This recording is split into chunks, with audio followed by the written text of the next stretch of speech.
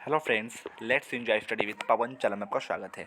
आज मैं लेकर आया हूँ क्लास 8 का हिस्ट्री का चैप्टर नंबर 12 राष्ट्रीय आंदोलन 1885 से 1947।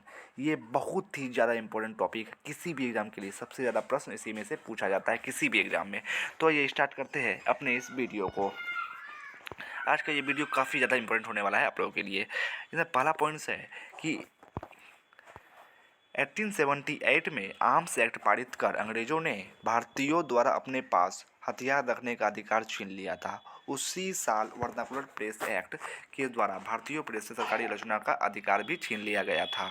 फिर नेक्स्ट आइए कि 1883 में सरकार ने एल्बर्ट बिल लागू किया। इसके तहत भारतीय न्यायाधीश भी ब्रिटिश या यूरोपीय व्यक्तियों पर मुकदमा चला सकते थे ताकि भारत में काम करने वाले अंग्रेज और भारतीय न्यायाधीशों के बीच समानता स्थापित की जा सके। पर अंग्रेजों के विरोध के कारण क्या किया, अंग्रेजों ने इसका विरोध किया कि ये कैसे हो गया कि यूरोपीय भी और इंडियंस भी दोनों सेम होंगे, बराबर होंगे, ये कैसे हो गया। इसलिए अंग्रेजों ने क्या किया, इसका विरोध किया इस बिल का, और यह विधेयक वापस ले लिया गया। फिर इससे भारतीयों में गुस्सा फैल गया, भारत में राष्ट्रवादी विचार आकार लेने लगा। तो ICS यानी अब है IAS में भर्ती होने की आयु 21 वर्ष से घटाकर 19 वर्ष कर दी गई ताकि भारतीय शिक्षित युवक जो है परीक्षा में शामिल ही ना हो सके। फिर नेक्स्ट है ये कि 28 दिसंबर 1885 ईस्वी को देश भर के 72 प्रतिनिधियों ने मुंबई के गोकुल दास कॉलेज के हॉल में भारतीय राष्ट्रीय कांग्रेस की स्थापना करने का फैसला किया। कांग्रेस के शुरुआती नेताओं में दादा भाई नौरोजी, फिरोज शाह मेहता, बदरुद्दीन तैयब जी, WC बनर्जी यानी व्योमेश्वर बनर्जी, RC दत्त, रमेश चंद्र दत्त, फिर है सुरेंद्रनाथ बनर्जी, पढ़ाया मुंबई और कलकत्ता के थे। इन नेताओं ने दूरदर्शिता का परिचय देते हुए सेवानिवृत्त ब्रिटिश अफसर A.O. ह्यूम को अपना मुख्य संगठनकर्ता बना दिया था। फिर नेक्स्ट आइए 19वीं सदी के अंतिम दशक में कांग्रेस के बहुत नेता उसके अंग्रेजों से प्रार्थना और प्रतिबंध करने की नीति के खिलाफ हो गए थे। इस गरमपंथी विचारधारा का नेतृत्व बंगाल में विपिन चंद्र पाल, पंजाब में लाला लाजपत राय और महाराष्ट्र में बाल गंगाधर तिलक, जिसको आप बोलते हैं लाल बाल पाल। लाल मतलब लाला लाजपत राय, बाल मतलब बाल गंगाधर तिलक और पाल मतलब विपिन चंद्र पाल ने क्या किया था, वो गरमपंथी विचारधारा के थे वे लोग। उन्होंने नरमपंथी कांग्रेसियों का प्रबल विरोध किया। तिलक ने भारतीयों में जोश भरने के लिए नारा दिया, स्वराज मेरा जन्मसिद्ध अधिकार है और मैं इसे लेकर रहूँगा।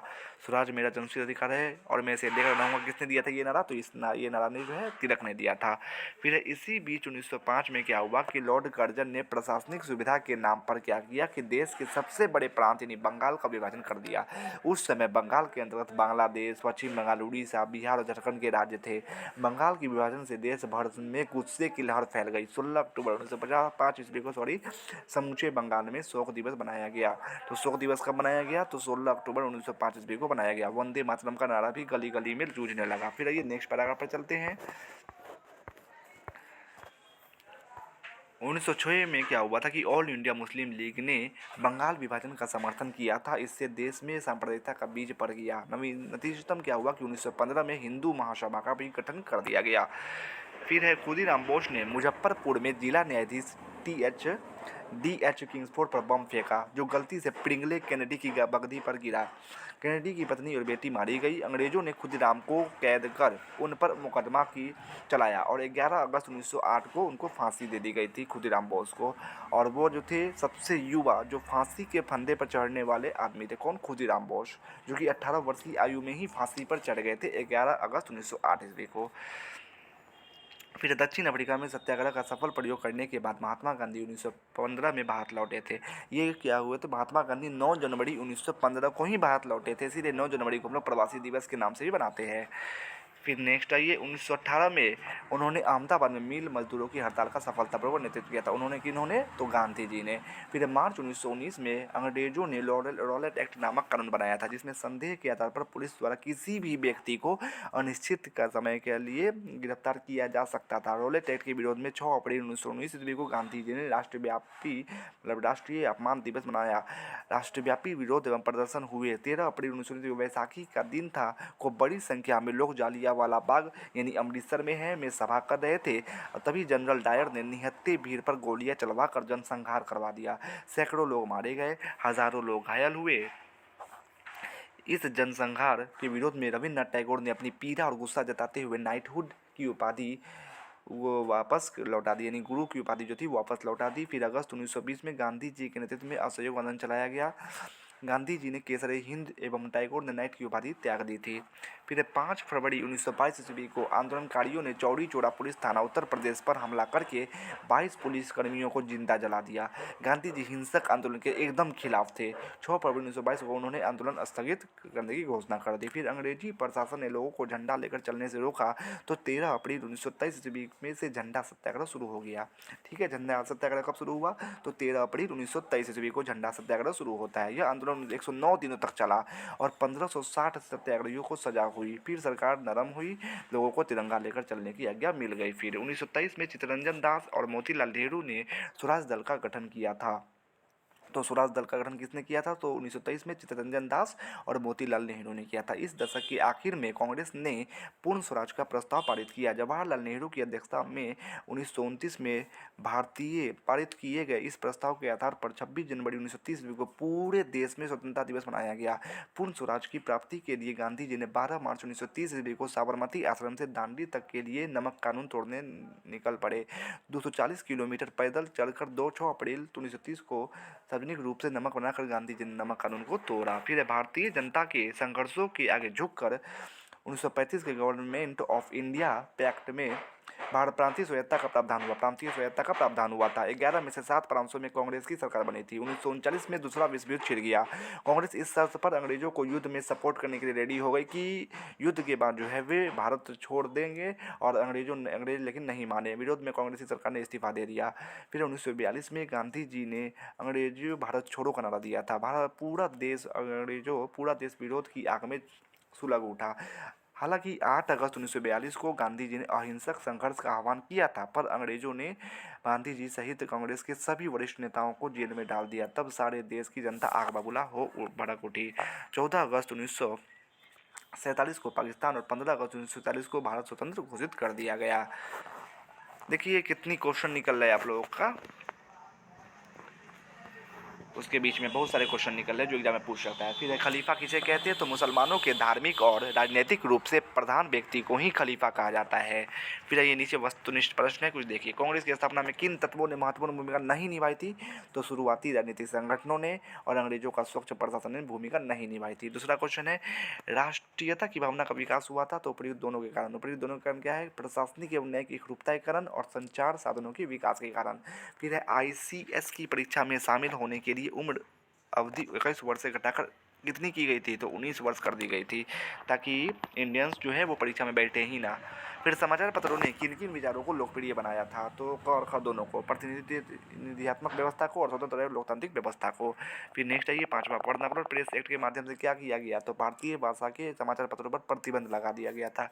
यानी अब भारतीय भाषा के जो समाचार पत्र थे वो कुछ भी छापने से पहले वो अंग्रेजों का परमिशन लेते थे। वो अब बंग के बाद पूरे बंगाल में क्या हुआ था? तो पूरे सभी शोक दिवस बनाया गया। यानी बंग मतलब बंगाल विभाजन के बाद तो शोक दिवस बनाया गया। लोगों ने उपवास रखा, विदेशी वस्तुओं का बहिष्कार किया गया, ये सारा कुछ किया गया। फिर आइए नेक्स्ट पैराग्राफ पर चलते हैं।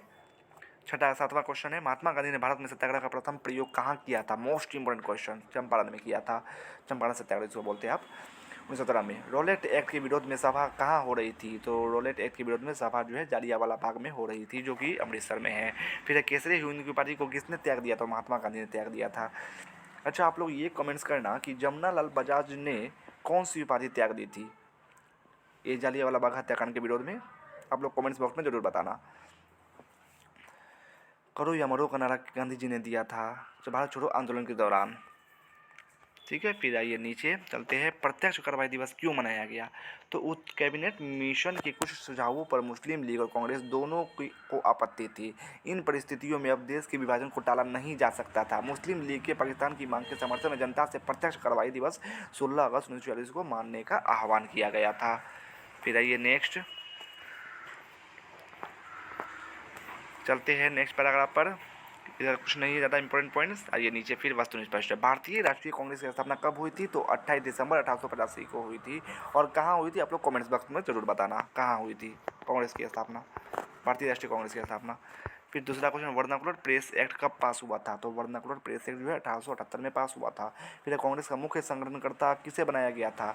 तो ए ओ ह्यूम को बनाया गया था। फिर बंगाल का विभाजन कब हुआ था? 16 अक्टूबर 1905 को ये प्रभावी हुआ था, यानी एक्शन में लाया गया था 16 अक्टूबर 1905 को। फिर गांधी जी ने असहयोग आंदोलन चलाने का निर्णय कब लिया था? तो 1920 ईस्वी में, यानी 1 अगस्त 1920 ईस्वी को। फिर रिक्त स्थानों की पूर्ति करे। झंडा सत्याग्रह का प्रारंभ देश से शुरू हुआ था। तो 13 अप्रैल 1923 ईस्वी से जो है वो झंडा सत्याग्रह का प्रारंभ होता है। यहाँ देखो आंसर लिखा हुआ है, आप लोग देख सकते हैं।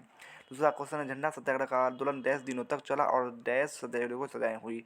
तो झंडा सत्याग्रह का आंदोलन जो है वो 109 दिनों तक चला और 1560 सत्याग्रहियों को सजाएं हुई। फिर है तीसरा क्वेश्चन, खेरा गुजरात के किसानों ने अंग्रेजों द्वारा थोपे गए डैश के खिलाफ आंदोलन चलाया था। तो खेरा यानी गुजरात के किसानों ने अंग्रेजों द्वारा थोपे गए लगान के खिलाफ जो है आंदोलन चलाया था। फिर अंग्रेजों द्वारा मार्च डैश में रॉलेट एक्ट पर कानून बनाया गया। तो अंग्रेजों द्वारा मार्च में 1919 ईस्वी में जो रॉलेट कानून बनाया गया था। फिर गांधी जी ने रॉलेट एक्ट के विरोध में डैश को राष्ट्रीय अपमान दिवस मनाने का निर्णय लिया। 6 अप्रैल 1909 ईस्वी को जो है गांधी जी ने राष्ट्रीय अपमान दिवस मनाने का निर्णय लिया। छठा क्वेश्चन है, भारतीय मुसलमानों ने डैश एवं डैश के नेतृत्व में अंग्रेजों की वादा खिलाफी के विरुद्ध खिलाफत आंदोलन की शुरुआत की थी। तो भारतीय मुसलमानों ने मोहम्मद अली और शौकत अली के नेतृत्व में अंग्रेजों की वादा खिलाफी के विरुद्ध खिलाफत आंदोलन की शुरुआत की थी। फिर नीचे आइए, मिलान करना है। पहला क्वेश्चन, तीन कठिया पद्धति। तीन कठिया पद्धति वो ना क्या हो जाएगा? घाव यानी नील की खेती पर लगाया गया था। फिर है एक कट्ठा में मतलब 1 बीघा में 3 कट्ठा कुछ इसी तरह की खेती करनी होती थी, नील की खेती करनी होती थी।